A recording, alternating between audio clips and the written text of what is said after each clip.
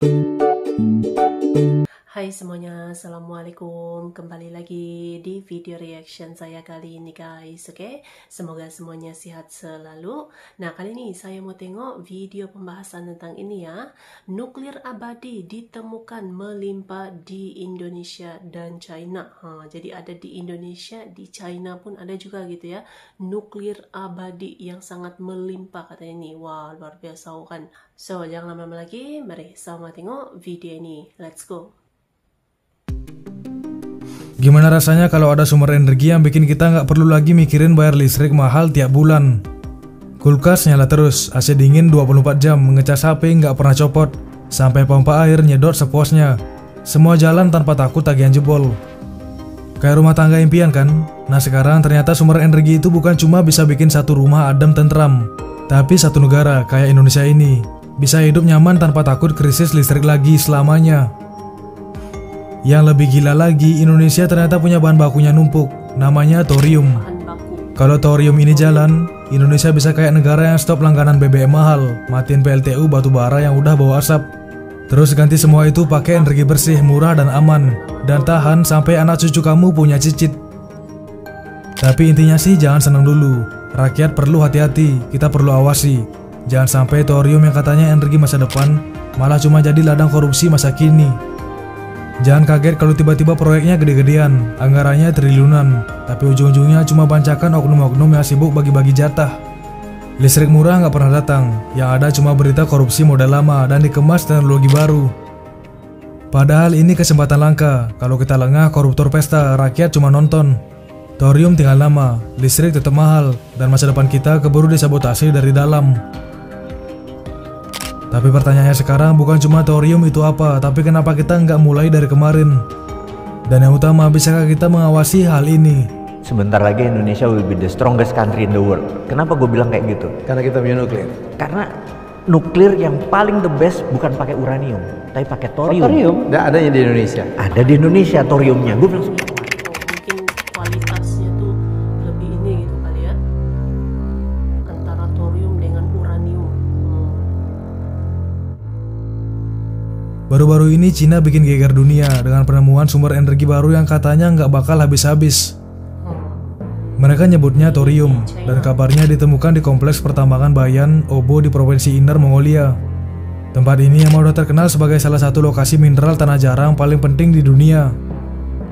Tapi kali ini bukan cuma tanah jarang yang jadi sorotan, melainkan limbah dari ekstraksi biji besi. Di situ ternyata mengandung thorium dalam jumlah yang luar biasa. Konon cukup buat nyuplai energi semua rumah tangga di Amerika Serikat selama lebih dari 1000 tahun. Dan bahkan ada juga perkiraan yang bilang cadangan thorium ini bisa nyuplai energi stabil buat Cina sampai 60.000 tahun ke depan. Bayangin tuh 60.000 tahun. 60.000 tahun itu udah kayak dari zaman manusia baru belajar bikin api sampai nanti mungkin manusia udah pindah ke planet lain. Nah, para ilmuwan di Cina sendiri percaya kalau thorium ini bisa jadi game changer buat industri energi mereka. Soalnya thorium dianggap alternatif buat bahan bakar fosil dan juga tenaga nuklir berbasis uranium yang sekarang udah mulai banyak ditinggalkan karena masalah limbah radioaktifnya. Nah, thorium itu beda sama uranium, jumlahnya lebih banyak di kerak bumi, limbah radioaktifnya lebih sedikit dan lebih aman. Jadi bisa dibilang thorium ini ibarat menemukan harta karun energi yang selama ini cuma bisa diangan-angan. Nah, kalian mungkin penasaran juga, thorium itu sebenarnya apa sih? Jadi thorium ini adalah logam radioaktif alami. Kalau dibandingkan sama uranium, thorium punya potensi energi yang lebih gede. Bahkan ada yang bilang sampai 500 kali lebih banyak daripada uranium 232. Makanya nggak heran kalau penemuan ini langsung bikin geger banyak negara, terutama Amerika Serikat. Karena kalau thorium beneran bisa dimanfaatkan secara maksimal, maka dunia bisa punya sumber energi yang jauh lebih bersih, lebih aman, dan lebih tahan lama. Apalagi limbah radioaktifnya juga jauh lebih sedikit dibandingkan nuklir konvensional yang pakai uranium. Cina sendiri nggak main-main sama temuan ini. Mereka udah ngelakuin survei geologi besar-besaran dan berhasil memetakan ada 233 zona yang kaya thorium di seluruh negara mereka. Jadi ini bukan cuma penemuan iseng atau kebetulan doang. Mereka serius banget buat ngegarap thorium ini. Apalagi dengan cadangan yang katanya sampai 1 juta ton. Dan kalau semua ini bisa diproses dengan maksimal, maka ini bisa menjadi jangka panjang buat energi masa depan mereka. Yang bikin thorium ini makin keren lagi adalah potensinya buat dipakai di reaktor garam cair atau molten salt reaction. Reaktor ini beda sama reaktor nuklir biasa. Kalau reaktor konvensional pakai uranium yang bertekanan tinggi dan risiko meledaknya lumayan ngeri, reaktor garam cair ini lebih stabil karena beroperasi di tekanan rendah. Jadi resiko bencana kayak Chernobyl itu bisa diminimalisir banget. Nah, buat yang belum tahu, Chernobyl adalah bencana nuklir terburuk dalam sejarah yang terjadi pada 26 April 1986 di Ukraina, saat itu bagian dari Uni Soviet. Akibatnya 2 orang tewas seketika, 28 meninggal akibat radiasi akut, dan ribuan lainnya terkena penyakit jangka panjang, terutama kanker tiroid. Radiasi menyebar ke berbagai negara di Eropa, dan kota Pripyat terpaksa dikosongkan. Dan yang lebih mengerikan lagi, hingga kini zona sekitar Chernobyl masih nggak layak huni karena radiasi yang tinggi. Nah, jadi potensi thorium ini bisa meminimalisir bencana itu. Nah, di dalam reaktor ini thorium bakal dicampur sama lithium fluoride dan dipanasin sampai 1400 derajat Celcius. Kemudian campuran ini dibombardir sama neutron sampai akhirnya berubah jadi uranium 233 yang bisa dipakai buat reaksi nuklir berantai. Dan hebatnya lagi, sistem ini bisa ngeproses bahan bakar secara berulang-ulang supaya energi yang dihasilkan makin maksimal dan limbahnya makin minimal. Kalau ngomongin keunggulan thorium dibandingkan uranium, selain limbah yang lebih sedikit dan aman, thorium juga bisa bikin desain reaktor yang lebih kecil dan modular. Jadi bisa aja nanti ada reaktor thorium versi portable yang dipakai di daerah terpencil buat nyuplai listrik tanpa harus bangun infrastruktur besar-besaran kayak PLTN konvensional. Keren kan? Makanya nggak heran kalau Cina langsung bikin proyek reaktor garam cair thorium pertama di dunia. Letaknya di Gurun Gobi dan udah mulai dibangun sejak 2021 lalu. Nah, targetnya sih reaktor ini bisa nyuplai 10 MW listrik pada 2029. Kalau ini sukses, udah pasti Cina bakal jadi pionir tenaga thorium dunia. Dan otomatis mereka punya posisi tawar yang makin kuat dalam transisi energi global. Tapi tentu aja nggak semua semulus itu. Meski thorium punya potensi gede, tetap aja masih ada banyak tantangan yang harus dihadapi. Misalnya soal teknologi ekstraksi dan pengolahan thorium yang butuh biaya gede banget. Kemudian karena selama ini permintaan thorium sebagai produk utama masih rendah, otomatis biaya produksinya juga mahal. Belum lagi siklus bahan bakarnya juga rumit. Harus mulai dari ekstraksi mineralnya, bikin pellet dan microsparesnya. Kemudian sistem keselamatan reaktor sampai manajemen limbahnya juga harus benar-benar matang. Nah, disinilah muncul teknologi reaktor generasi baru, kayak molten salt reactor. Sama satu lagi yaitu small modular reactor.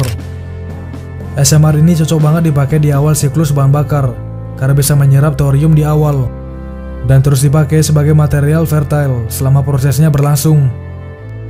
Intinya semua teknologi ini harus jalan barengan, supaya thorium beneran bisa jadi sumber energi utama.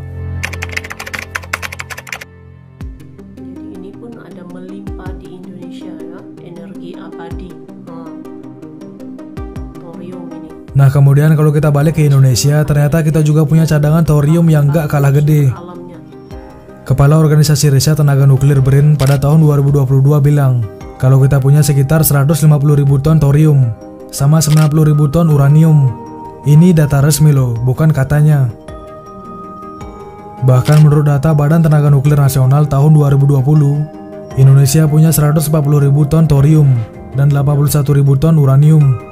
Dan ini tersebar di Sumatera, Kalimantan, sampai Sulawesi. Nah, di Sumatera sendiri thoriumnya sampai 126.000 ton. Sementara di Kalimantan ada 7.000 ton, dan di Sulawesi sekitar 6.000 ton.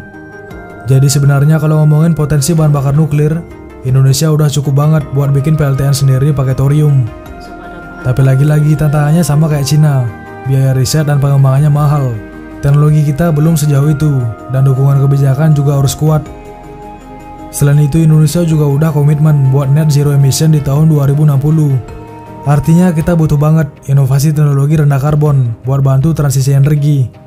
Thorium ini bisa jadi salah satu jawabannya, barengan sama energi terbarukan lain kayak tenaga surya, angin, sama hidro. Makanya para peneliti di Indonesia juga nggak tinggal diam. Mereka udah ikut berbagai forum internasional buat diskusi soal reaktor nuklir generasi baru yang rendah karbon ini. Karena kalau mau serius ngejar netral karbon, nggak cukup cuma andelin energi terbarukan doang. Kita juga harus berani ngembangin teknologi kayak thorium ini. Jadi itulah memang sekaya itu gitu ya, memang sudah tidak diragukan lagi kekayaan sumber daya alam bahan baku yang ada di Indonesia ini sangat-sangat banyak, sangat-sangat melimpah sekali. Ini kalau dikembangkan memang akan lebih laju lagi gitu ya kemajuan Indonesia itu. So terima kasih banyak sebab kamu sudah menonton video ini. Jangan lupa untuk subscribe, like, komen, dan juga share ya.